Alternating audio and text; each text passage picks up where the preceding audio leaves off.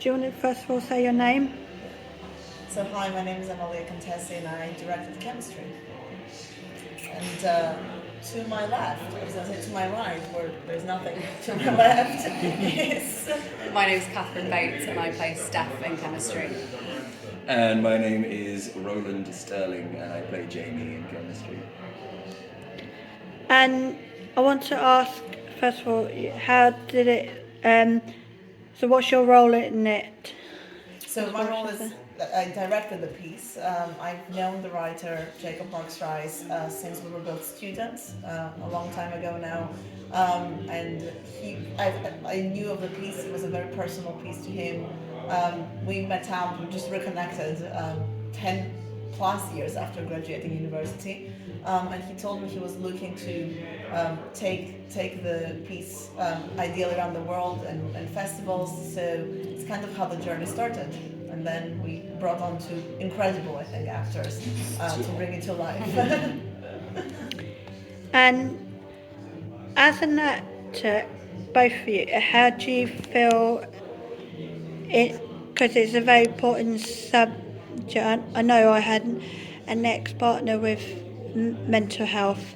I know it's a very hard subject, and I noticed you moved one of the audience in a good way, an emotional way. Yeah, I mean, I think we definitely wanted to go about it with a lot of sensitivity because we knew it was a super important subject and something that I think, it's moved a lot of people, I think, in our audiences so far, which is great, but then it also just shows, that this subject matter is really, really prevalent in a lot of people's lives. So, we definitely wanted to approach it with sensitivity. Yeah, absolutely. I think that was one of the main things that we had in our heads when we were rehearsing it.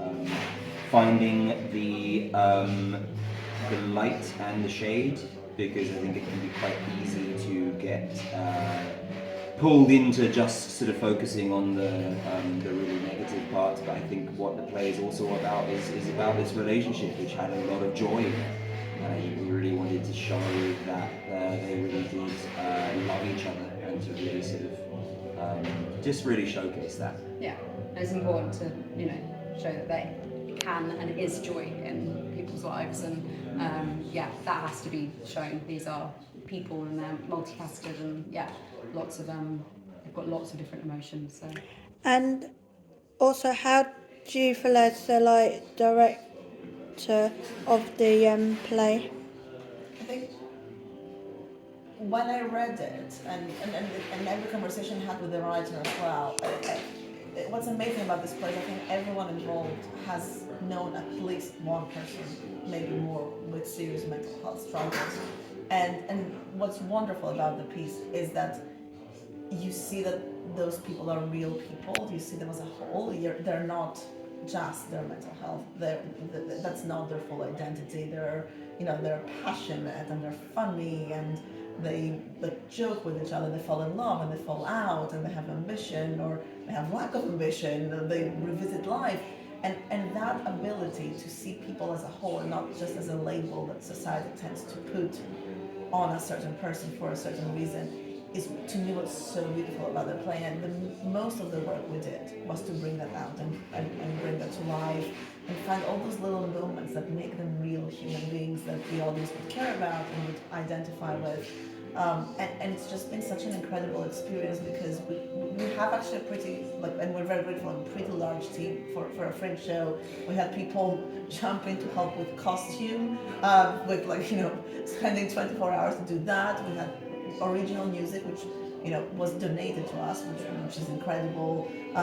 We had someone jump in to do movement and intimacy coordination, and I'm probably forgetting people now. We had incredible people doing lighting design, and everybody came with so much passion and so much care because of the subject matter, and that to me speaks volumes. And there's been such incredible energy from the lantern, I could go on and on and on. We were doing a thanks section in our program, and it was so long because so many people care for the subject matter.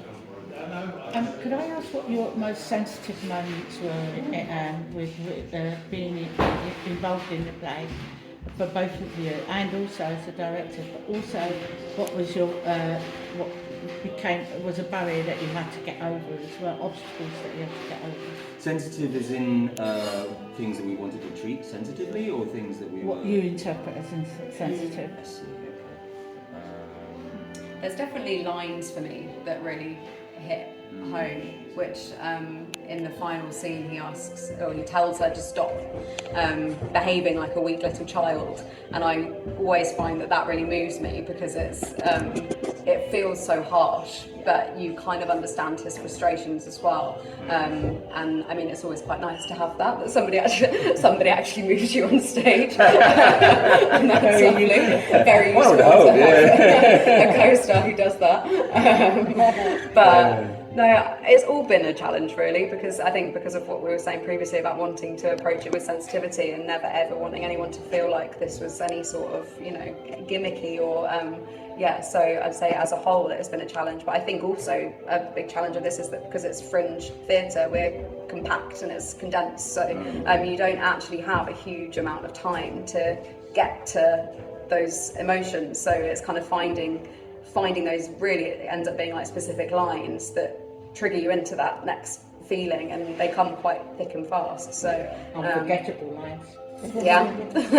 I think Catherine has a harder time of it than me, probably because she has to go from, the pinnacle of fun, silly, joyful, dancing to Flow Rider, to the depths of despair in, 5 pages?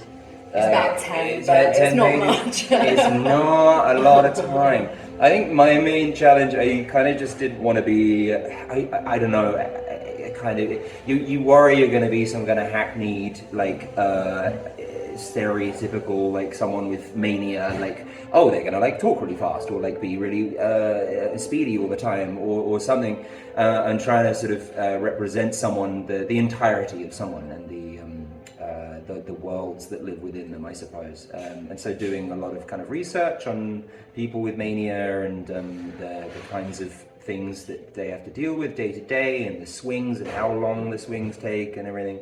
I think that was something that I wanted to sort of do properly. We have a good shake off backstage as well at the end. We get back there and shift it all off, so that's helpful. That's very helpful. You've got a show, haven't you, tomorrow? Yeah. We have a show tomorrow. Can you tell the people? I can tell the people down the lens. We have Lantern Theatre. Lantern Theatre tomorrow, which 9 is o'clock, which is Tuesday. Tuesday the... What is tomorrow? The 19th. 19th. Tuesday the 19th. Be there. 9 p.m. And Wednesday. And Wednesday at 9 p.m. the 20th. And then Thursday at 7 p.m. Chemistry. We nailed that. Chemistry. That was so clear. Which you both got. As a director, which I'll also ask the actors in a minute, as a director, do you have any wisdom for the play, because it's about mental health? Do I have any wisdom? I don't know if it's wisdom, what I really hope the play leaves the audience with is a glimmer of hope, and the ability to build a sense of empathy for people in their lives who may be struggling. And I think for every one of us who's had people in their lives who are struggling, it's not easy. It's not easy to be that person. It's not easy to be very close to that person. But I hope the play shows that that's not all people are, and the more we can be patient with each other, the more we can acknowledge that we don't really know what the other person is going through, because we're not in their head. The better humanity can be, and the better we can all be. And I hope that people watch this and go, I should make a phone call to this person that I know may be struggling and I haven't checked in on them in a while. If anything, that's what I hope people woke up with. Do you have any wisdom? I don't know if I can follow that. I said it all, didn't I do think it kind of does say it all, because it kind of wraps up all the conversations that we have had in the rehearsal room. That it's just really, really about seeing people not just as the label. Just because somebody's depressed doesn't mean that that is all that they are, and someone with manic is not all that they are. So yeah, I think that would be my key takeaway. Have you got a website? Have an Instagram. We have an Instagram. It's at Special Someone Prod, Special Someone Productions. Please do follow us. We post a lot of content, and we try to make it also funny. We have a phenomenal video of Roland painting the soles of his shoes. I take it that was the main challenge of this production. Yeah, it's clippy cloppy shoes. My that need shoes foam make pads way on the too bottom. much noise on the theatre floor. You know, give us a follow and I'll repost it for everyone. How about that? And thank you for coming and spreading awareness with mental health. It's really important. Thank you. Thank you so much Thank for you coming. Thank you. much.